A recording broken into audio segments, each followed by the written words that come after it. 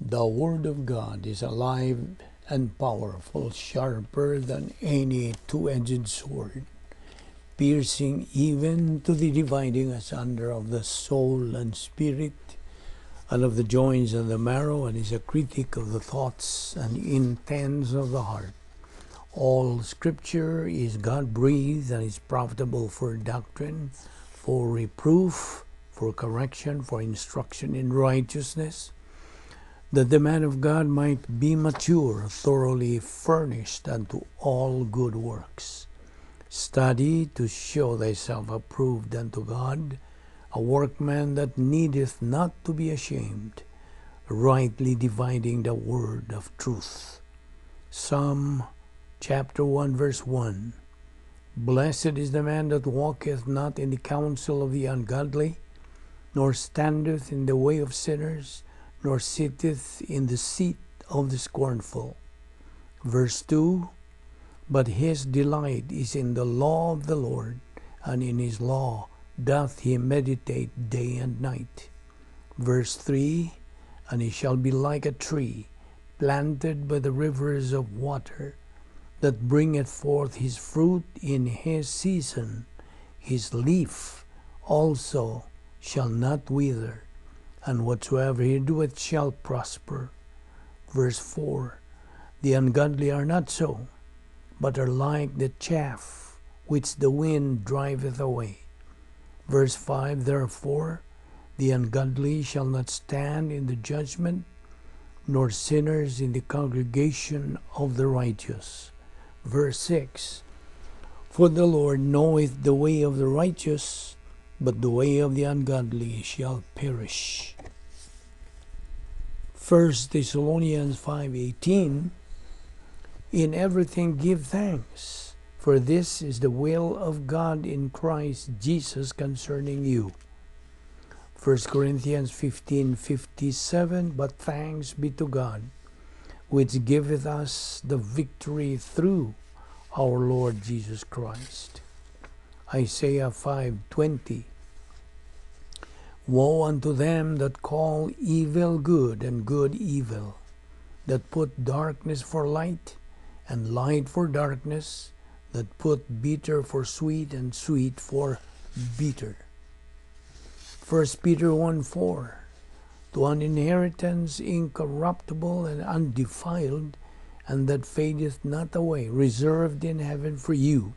Verse 5, who are kept by the power of God through faith unto salvation, ready to be revealed in the last time. In preparation for our study of the Word of God, the next few moments will be devoted to silent prayer, the objective of which is to make sure that we are filled with the Holy Spirit as we approach the Word of God. Silent prayer gives you the privacy of the priesthood and makes the option of rebound possible if necessary. But for you, unbeliever, the issue you are facing is not rebound, but faith in Christ. Therefore, let us pray.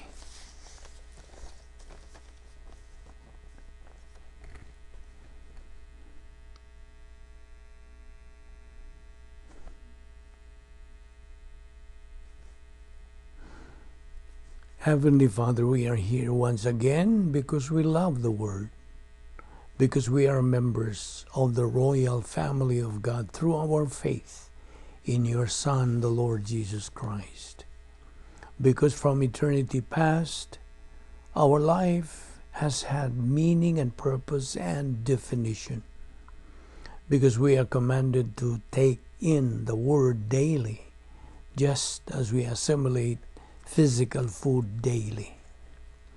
And we recognize, Father, that this is our briefing. This is our means of growth.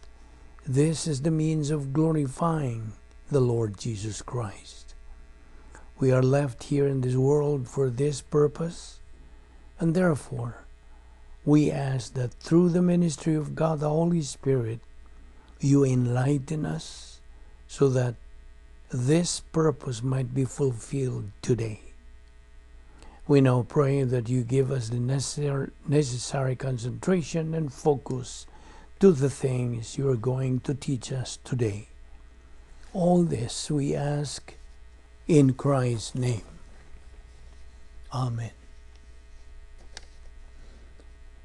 Welcome everyone once again to our Bible study through the YouTube under the Vic Balbido Evangelistic Ministry. Once again, we are here and we are taking up another lesson, and the title of the lesson we're going to take up today is The Unique Spiritual Life of the Believer in Jesus Christ. First of all,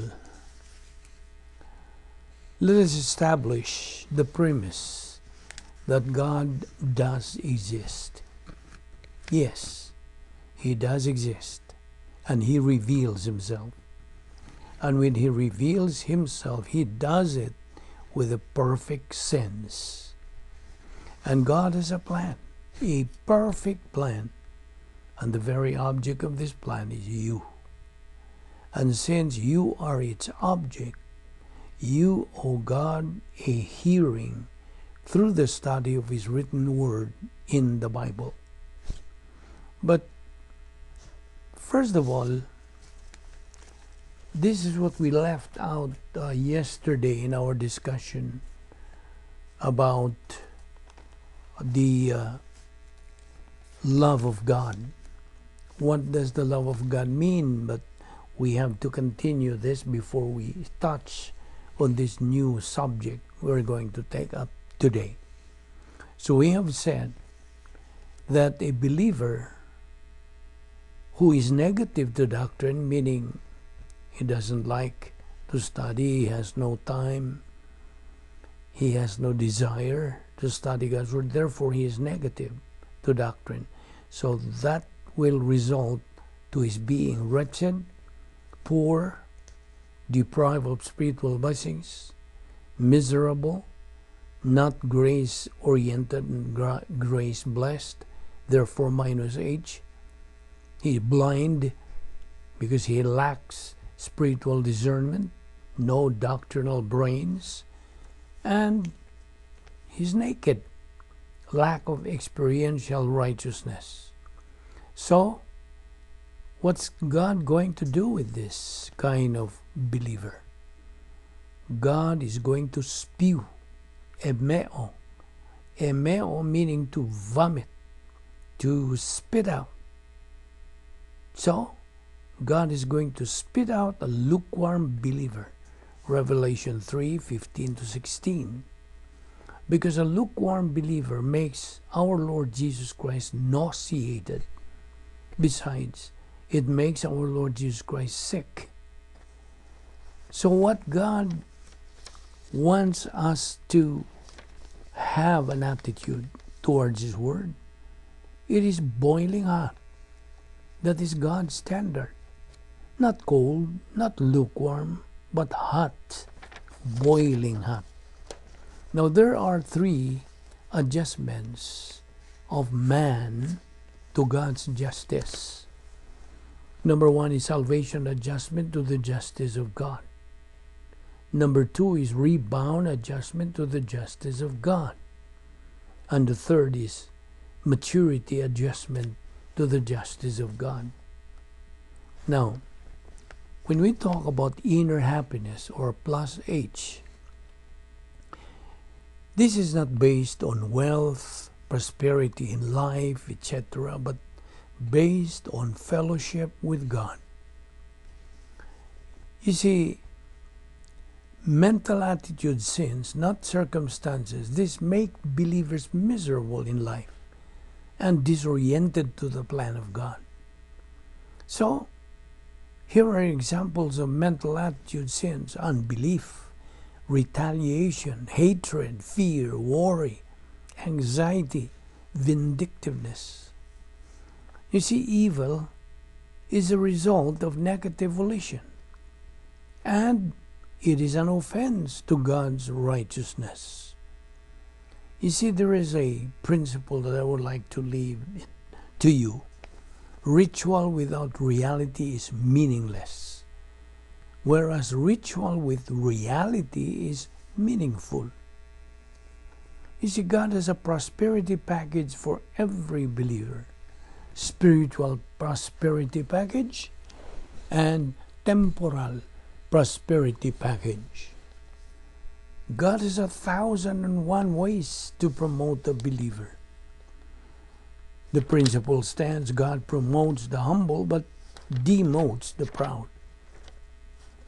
You see, doctrine is infinitely superior than money. Proverbs 3:15. Nothing you desire in life can compare with her. Because this is Sophia. That is the original word for knowledge. Now, touching now on the unique spiritual life of the believer in Jesus Christ. We have said that since the plan of God is a perfect plan, and the very object of the plan is you, then you owe God a hearing then through the study of His written word in the Bible. Now, you might ask, what is the Bible? Well, the Bible is not just one single book. It is a collection of 66 books, which we call canon of Scripture. These 66 books contain a variety of genres. Well, it contains history, poetry, prophecy, wisdom literature, letters, epistles, and apocalyptic literature. Furthermore, these 66 books were written by 40 different authors who came from a variety of backgrounds. Some were shepherds, fishermen, doctors, kings, and prophets, and most of them never knew each other personally. Now, these 66 books were written over a period of 1,500 years. They were written in 3 different languages: Hebrew, Aramaic, and Greek. Now, these languages are a reflection of the historical and cultural circumstances in which each of these books were written. These 66 books were written in 3 continents: Africa, Asia, and Europe. What is more, this collection of books shares a common storyline: the creation, the fall, and the redemption of mankind. Furthermore, these 66 books contain no historical errors or contradictions. The doctrine found within them is never contradictory, and they're intimately connected. The entire Bible, from Genesis to Revelation, bears the mark of divine inspiration. There is no other 66 books anywhere like these, anytime, any place on earth. That is why the Bible is so hated and so opposed in the devil's world, because they are truth. They are the shining light of God's truth. So, we owe God a hearing then to the teaching of His Word through a pastor-teacher who has the spiritual gift to teach. Out of this hearing to the teaching of God's truth, we develop our faith in the truth of God's Word. Romans 10:17. Faith cometh by hearing, and hearing by the Word of God. And as we advance and mature spiritually, we function with the faith rest life, with the divine viewpoint lifestyle. We start to become dangerous. Why so? because God's divine truth begins to circulate in the stream of our consciousness, at the same time functioning with the post-salvation epistemological rehabilitation. As maturing believers now, we reach the point of spiritual adulthood, aware of the various spiritual assets that God provides us, like following the rules of the Royal Family Honor Code as, number 1, in these rules, live and let live. Respect the privacy of the royal priesthood according to Romans 14:7 and 8. Number 2, love all people with impersonal love. Number 3, recognize that all believers have a common objective, which is spiritual maturity. Number 4, build integrity and do not distort morality.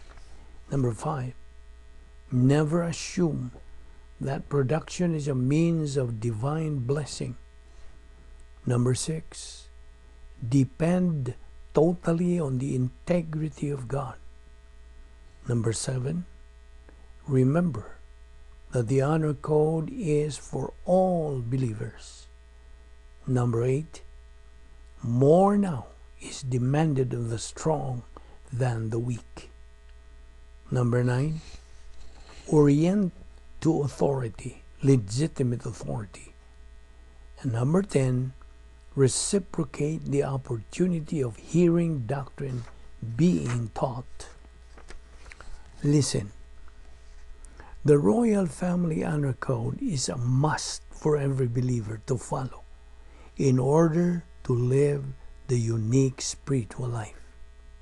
And get this, right thinking, right motivation, right action all depend on the Bible doctrine resident in our souls and on the filling of the Holy Spirit, our mentor and teacher. Therefore, nothing must distract us or prevent us from learning doctrine, and we must do nothing that would hinder others in their intake of the Word of God. The Honor Code is designed so that all of us believers can move from spiritual infancy to spiritual maturity. Bible doctrine is the answer to all problems in life, but no one learns everything at once. Flexibility is the non-essentials means toleration. I will repeat that. Flexibility in the non-essentials means toleration. Toleration means live and let live. We're going to learn God's truth, God's Word, through the ministry of God the Holy Spirit, who is the only teacher of truth, using the pastor-teacher as the mouthpiece in that kind of teaching. God's Word says, faith comes from hearing, and hearing by the Word of God, Romans 10:17. And so from there, we learn the 7 declared wills of God, namely, 1, God's declared will is that all members of the human race be saved. Number 2, God's declared will is that all saved persons be sanctified. Number 3, God's declared will is that all saved persons be controlled by God the Holy Spirit. Number 4, God's declared will is that all saved persons give thanks in everything. Number 5, God's declared will is that all saved persons trust in the Lord. Number 6, God's declared will is that all saved persons suffer. And number 7, God's declared will is that all saved persons be productive. Yes, It is God's declared will that every person in the world be born again. How? Through faith alone in Christ alone. God's word says, believe on the Lord Jesus Christ, and thou shalt be saved. Acts 16:31. At the point of salvation, every person who professes faith in Christ, who believes in Christ as Lord and Savior, is instantly united with Christ for all eternity. John 3:16. At the same time, he is imputed God's righteousness. His name is written in the Lamb's book of life, never to be blotted out. He is eternally freed from God's wrath to come, the lake of fire. He is instantly entered into the royal family of God, and he is eternally secure, since he is already sealed by the Holy Spirit. That is how to be saved in our present age, the church age, and there's no other way. Acts 4:12. You know what does it say? Acts 4:12 says, neither is there salvation on any other under heaven given among men whereby we must be saved. Now that you are a child of God, through faith alone in Christ alone, you are now a new species, a new creature, the Lord Jesus Christ, who is now seated at the right hand of God, is your boss and your model to follow.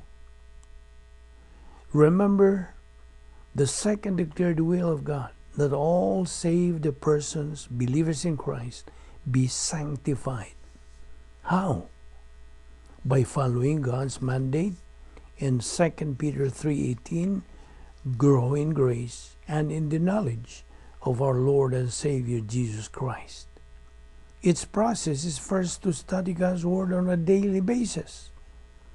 As we go on in our spiritual growth, we continue to be aware that there are 3 stages or levels of spiritual growth, namely baby believer, adolescent believer, and finally mature believer. Toleration under the honor code means live and let live as unto the Lord. As believers, let us always be aware of our enemy's strategy, the offensive strategy of Satan, by Satan's use of the following: the old sin nature, people, thought, systems, arrogance complex, hatred complex, disaster, and prosperity. Now, on this using our thought, let us remember that thought determines the believer's life, right? Proverbs 23:7 says, what a man thinks in his heart, so is he. Thought has such a powerful effect on the believer's success or failure in the Christian life that thinking must be considered a major momentum test. In all stages of Christian growth, the believer will face the pressure of thought conflicts in his soul. Human viewpoint will conflict with divine viewpoint. Remember again Proverbs 23:7, for what a man thinks in his heart, so is he. And because a believer is what he thinks, a thought can make or break him, depending on the nature of the thought, correct? If his thought is consistent with Bible doctrine, he advances in the protocol plan of God. But if his thought is contrary to doctrine, he is distracted from his true destiny in life. His mental attitude toward life is the function of his thinking, the composite of all he knows and believes. Now get this. When a believer thinks evil, he is evil. He resides in Satan's cosmic system. From evil thinking comes evil motivation. From evil motivation, evil actions. In Matthew 9:4, and Jesus, knowing their thoughts, said, "Why are you thinking evil in your hearts?" Mankind's great enemy is a thought called arrogance. And you know what? Arrogance can inflate or deflate man's opinion of himself. Galatians 6:3 says, "For if anyone thinks he is something," arrogance, "when he is nothing, he deceives himself." Arrogance is illusion, unreality. And when perpetuated, arrogance becomes insanity. The preventive is the truth of Bible doctrine. Our Lord's mental attitude of humility was manifested by His total conformity to the plan of the Father.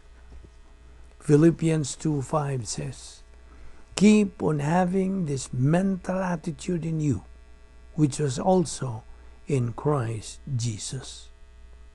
Humility, which is obedience to divine authority and orientation to God's grace, should be the attitude of every member of the royal family of God.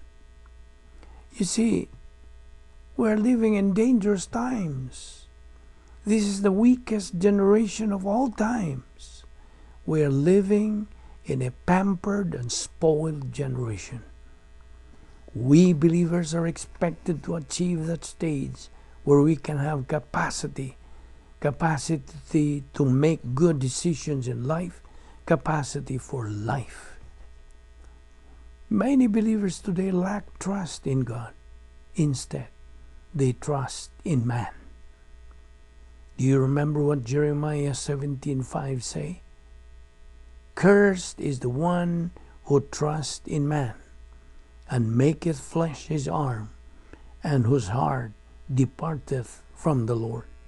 Verse 6, "For he shall be like the heath in the desert, and shall not see when good cometh, but shall inhabit the parched places in the wilderness, in a salt land, and not inhabited." Proverbs 3:5 and 6 likewise say this, "Trust in the Lord with all your heart, and lean not on your own understanding.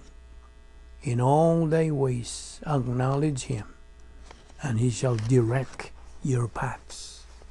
Now get this. Even if God puts any prosperity right before the nose of that negative believer, he still cannot see it. And do you know why this is so? The answer is because he is spiritually blind. He is therefore cursed. But look at verse 7. "But blessed is the man that trusteth in the Lord, and whose hope the Lord is." Take note of this. Man's extremity is God's opportunity. Always remember this. God keeps His word. Promotion belongs only to God. So do you want to be promoted? Remember God's principle. He promotes the humble, but demotes the proud. James 4:6, 1 Peter 5:5, and Proverbs 3:34. Likewise, Galatians 6:7 says, "What a man sows, that's what he reaps." A believer has two basic options in life. If he sows divine viewpoint lifestyle, he is going to reap or harvest growth, promotion, prosperity, blessings, success. If he sows human viewpoint lifestyle, he's going to reap divine discipline, misery, self-induced demotion, ignorance, and confusion. Now get this. A believer who says no to doctrine is actually saying, "Adios doctrine, welcome paddle." That is why God disciplines His wayward children. Hebrews 12:5-6. You see, man is designed for fellowship with God. And take note of this. The greater knowledge of Bible doctrine and application of it to experience in life, the greater capacity to solve problems in life. Again, promotion belongs to God. And how can we acquire this promotion from God? The answer is, we can avail of God's promotion by saturating our mind with the Word of God, and then watch what God does, or just leave the consequences to Him. Joseph, for his part, was 17 years old when he was sold into slavery. And you know what? He was promoted as Prime Minister of Egypt at the age of 30. Genesis 41:46. You see, God has 1,001 ways to promote you once you function with doctrine in life. In fact, there is no end to God's promotion. Promotion giving to believers who prioritize God's Word. Furthermore, God is in the business of giving to those believers who have the capacity to receive. What does Psalm 23:5 say? My cup runneth over, overflowing cup. That is capacity. God, has 7 provisions for every believer that we should never forget. And they are the following: the Bible, omnipotence of God, the Holy Spirit, divine plan for the church, right pastor teacher, privacy of the priesthood, logistical grace support, and spiritual freedom inside the operational divine dynasphere. But it is tragic to realize that there are believers in the cosmic system who periodically receive intensive discipline and serve Satan as cosmic evangelists. Satan uses these negative, recalcitrant believers to distract positive believers from the protocol plan of God. Cosmic Christians draw other believers into the pseudo-strength and superficial attractions of the cosmic system, as what Revelation 2, verse 2 points out. I know their works and their labor, and their patience, and how thou canst not bear them which are evil, and thou hast tried them which say they are apostles, and are not, and hast found them liars. In fact, they are described in the following verses, to wit, enemies of the cross of Christ, Philippians 3:18, enemy of God, James 4:4, hater of God, John 15:23, Antichrist, 1 John 2:18-22, 1 John 4:3, and 2 John 7, and hostile toward God, Romans 8:7, men of flesh, 1 Corinthians 3:1-3.